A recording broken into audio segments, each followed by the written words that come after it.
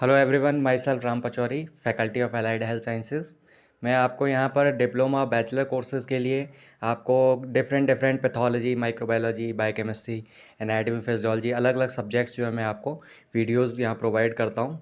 तो आप लोग जो है यहाँ पर इस चैनल पर ज्वाइन कर सकते हैं और ज़्यादा से ज़्यादा वीडियोज़ जो है आप प्राप्त कर सकते हैं। इसके अलावा आप देखिए कि मेरे को जो है अलग अलग प्लेटफॉर्म पर आप ज्वाइन कर सकते हैं। जैसे टेलीग्राम पर पचौरी MLT ऑफिशियल के नाम से आपको 1000 से मोर स्टूडेंट्स का ग्रुप मिल जाएगा। इसके अलावा आपको इंस्टाग्राम आईडी जो आपको दी है उस पर आप इंस्टाग्राम पे ज्वाइन कर सकते हैं।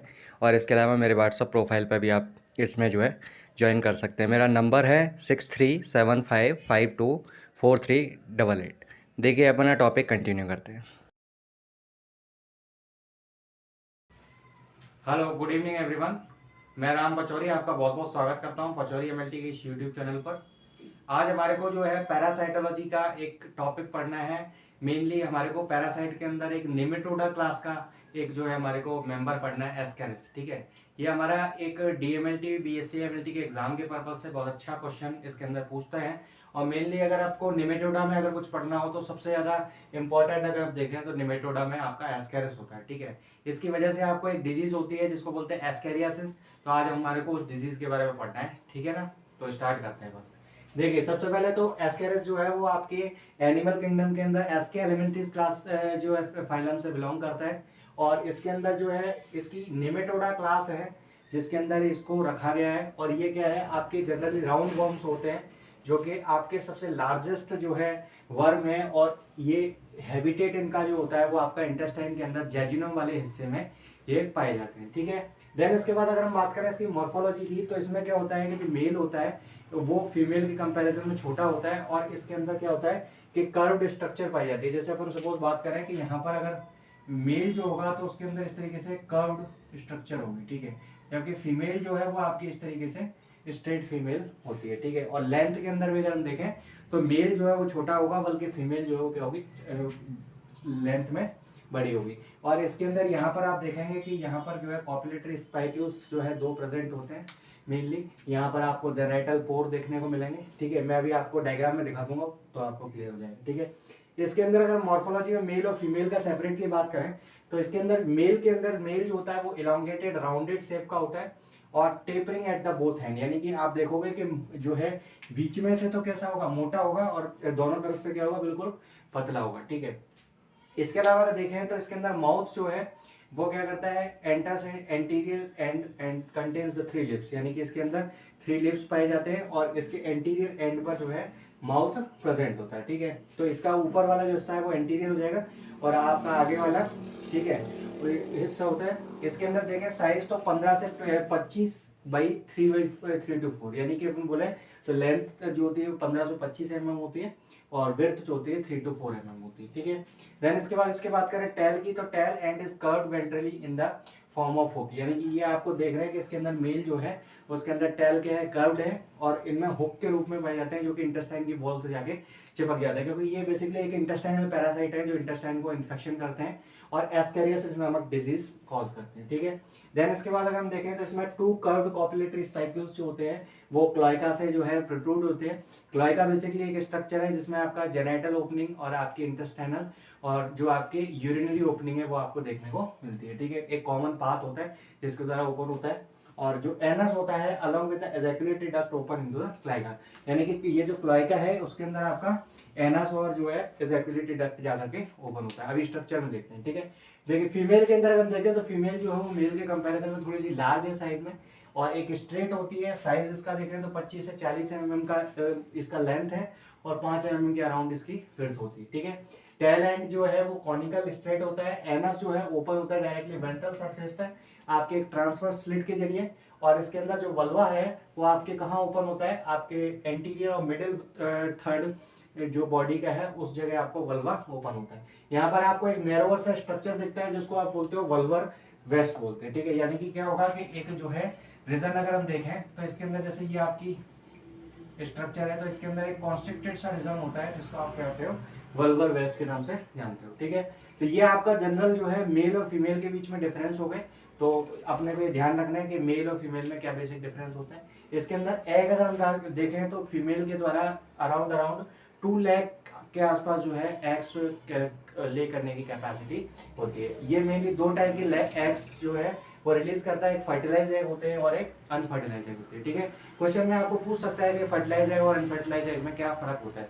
तो एक इंपॉर्टेंट जो डिफरेंस है वो आपको ध्यान रखना है इसके फ्लोटेशन से रिलेटेड, कि आपको ये जो है जो फर्टिलाइज्ड एग होते हैं वो आपके सैचुरेटेड सॉल्यूशन के अंदर फ्लोट कर सकते हैं, जबकि ये जो है आपके अनफर्टिलाइज एग जो है वो फ्लोट नहीं कर पाएंगे। ठीक है, इनका जो साइज है फर्टिलाइज एग का वो 60 to 75 होता है, आपके लेंथ और 40 to 50 माइक्रोमीटर का इसका विड्थ होता है। ठीक है, और ये जो है बाइल स्टेन्ड एग होते हैं, तो ये क्या है ब्राउनिश कलर के आपको देखने को मिलते हैं। ठीक है, और इनके चारों तरफ क्या होता है, एक एल्यूमिनियम का कोट प्रेजेंट होता है, तो काफी थिक सा थिकनेस वाला आपको जो है एग देखने को मिलेगा। ठीक है, इसके अलावा अगर हम देखें तो यहाँ पर अनफर्टिलाइज एग जो होते हैं वो भी बाइल स्टेन्ड ब्राउनिश कलर के एग होते हैं। इनके अंदर जो एल्यूमिनियम का जो कोट प्रेजेंट है वो आपको क्या दिखेगा, थिन दिखेगा, जबकि आपका जो ये वाला था फर्टिलाइज वाला उसके अंदर आपको एक थिक जो है एल्यूमिनियम का कोट मिल रहा था। ठीक है, ये जो है आपके सॉल्ट के सैचुरेटेड सॉल्यूशन में जो है वो क्या है मतलब आपके जो है फ्लोट नहीं करेंगे। ठीक है, और ये जो है सब जितने भी आपके हेलमेंथ हैं उनके अंदर सबसे हैवीएस्ट ओवा जो है वो आपका एस्केरिस का होता है। ठीक है, तो ये अपना रहा मॉर्फोलॉजी और उसके एग्स के बारे में। अब इसका देखते हैं लाइफ साइकिल के बारे में, इसका लाइफ साइकिल जो है वो कैसे होता है। ठीक है,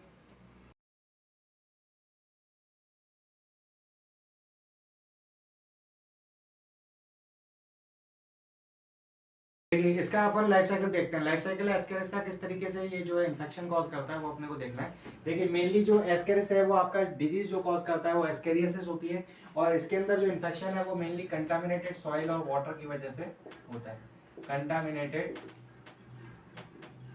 या तो आपके फूड अपन खाएंगे, ठीक है, मतलब आपके सॉइल जहाँ पर जो है सब्जियां उगती है वहां पर अपन को क्या है कि एग उसके अंदर प्रेजेंट हो, या फिर अपन बोले तो वाटर की वजह से जो है इन्फेक्शन हो सकता है। ठीक है, ह्यूमन में जनरली इन्फेक्शन ऐसे ही होता है कि जब मिट्टी के अंदर जो है ह्यूमन का जो फीसिस है जिसके अंदर एस्केरियसिस का इन्फेक्शन था, उसके फीसिस में कई सारे एग होते हैं एस्केरियस के, और जब वो फूड जो है वो खाएगा और उसको बिना धोए जब वो खा लेगा तो उसकी वजह से क्या होगा कि एस्केरियस का जो लार्वा है वो आपको क्या करेगा, इंटेस्टाइन के अंदर पहुंच जाएगा। तो इसमें सबसे पहले देखिए क्या है कि जो एग होते हैं उसके अंदर एक लार्वा प्रेजेंट होता है, इसको रेडिटिफॉर्म लार्वा कहते हैं। इसको अगर मैन के द्वारा इंजेस्ट कर लिया जाएगा तो ये क्या होगा, इसमें लार्वा जाकर के जो है क्या होगा, लिबरेट होगा, और ये लार्वा जो है इंटेस्टाइन की वॉल को पेनिट्रेट करके उसके अंदर एंटर कर जाता है। ठीक है, देन इसके बाद ये क्या करेगा, सर्कुलेशन के जरिए लीवर में पहुंच जाता है, और लीवर से होते हुए ये क्या करेगा आपके जो है लंग्स, ब्रोंकाई और ट्रैकिया तक पहुंच जाता है। ठीक है, ये मेनली क्या होगा कि पहले ये हार्ट में जाएगा, हार्ट से जो है आपके राइट वेंट्रिकल से होते हुए लंग्स में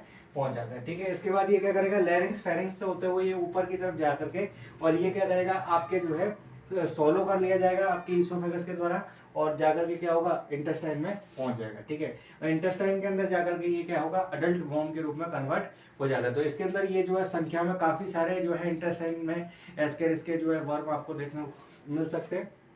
ये अडल्ट वर्म जो है वो एग जो होंगे उसके फीसिस में आपको जो है एग देखने को मिलेंगे पर्सन के, और ये जो है वहाँ पर सॉइल में जाकर के डेवलप हो जाता है, और जब उस फीसिस से जो है जो एग है वो क्या होंगे, जब किसी फूड के अंदर चले जाएंगे तो वो क्या होगा कि दोबारा से किसी मैन के द्वारा इंजेस्ट किया जाएगा, और ये इन्फेक्शन का साइकिल जो है कंटिन्यूसली चलता रहता है। ठीक है, तो ये आपका एक जनरल साइकिल था। अगर इसके अंदर हम देखेंगे इसके पैथोजेनेसिस में, तो पैथोजेनेसिस में क्या होता है कि इस पर्सन के अंदर जिसके एस्केरियसिस का इन्फेक्शन हुआ है, ठीक है, उसके अंदर आपको एब्डोमिनल पेन देखने को मिलेगा, पेट में दर्द रहेगा। ठीक है, इसके अलावा इंटरनल ब्लीडिंग होगी। ठीक है, क्या होगी, इंटरनल ब्लीडिंग हो सकती है, क्योंकि इंटेस्टाइन की वॉल पर जाके चिपकेगा तो ये जो है वो कर सकते हैं। ठीक है, इन्फेक्शन करेगा और साथ ही साथ इंटरनल ब्लीडिंग होगी। इसके अलावा मसल पेन, ठीक है, मसल पेन करेगा, और इसके अलावा एनीमिया जैसे सिम्टम आपको देखने को मिलेंगे, ब्लड की क्या हो जाएगी, कमी हो जाएगी। ठीक है, और इसके अंदर ये जो है कुछ पल्मोनरी इन्फेक्शन अगर वो लंग्स में जाता है तो पल्मोनरी इन्फेक्शन भी कॉज कर सकते हैं। ठीक है, तो ये आपका जनरल इन्फेक्शन आपके देखने को मिलते हैं आपके एस्केरियसिस के इन्फेक्शन के अंदर। और अगर हमारे को लैब डायग्नोसिस कराना हो तो सबसे ज़्यादा इम्पॉर्टेंट जो लैब डायग्नोसिस आपके आता है वो आपका स्टूल एग्जामिनेशन आता है, ठीक है। इसमें क्या करेंगे, स्टूल एग्जामिनेशन करवा करके पर्सन का लैब डायग्नोसिस आप करवा सकते हो, ठीक है। और इसके अंदर जो स्टूल एग्जामिनेशन है उसमें जो एम्ब्रियोनेटेड आपके जो फर्टिलाइज और अनफर्टिलाइज एग है उनको आप स्टूल एग्जामिनेशन में आयोडीन माउंट और सलाइन माउंट के द्वारा देख सकते हो, ठीक है। इसके जो है ट्रीटमेंट के अंदर चिनोपोडियम का तेल जो है इस्तेमाल किया जाता है, ठीक है। और इसके अलावा अदर मेडिसिन जो है वो पैरासाइटिक इन्फेक्शन में दी जाती है, वो आपको ट्रीटमेंट में देनी होती है, ठीक है। तो ये था आपका एस्केरिस के बारे में। आई होप कि आपको ये समझ में आ गया होगा। अगर आपको कोई समस्या हो तो आप पूछ सकते हैं। नीट के पर्पज से भी अगर हम देखें तो नीट के एग्जाम में इससे कई सारे क्वेश्चंस आपको देखने को मिलते हैं। हो सकता है कि आपको लार्वा से रिलेटेड रेबडिटिफॉर्म लार्वा पाया जाता है ये पूछ ले, या फिर ये पूछ सकता है कि किस किस रीजन को ये इन्फेक्ट करता है, ठीक है। तो ये एक इंपॉर्टेंट टॉपिक है।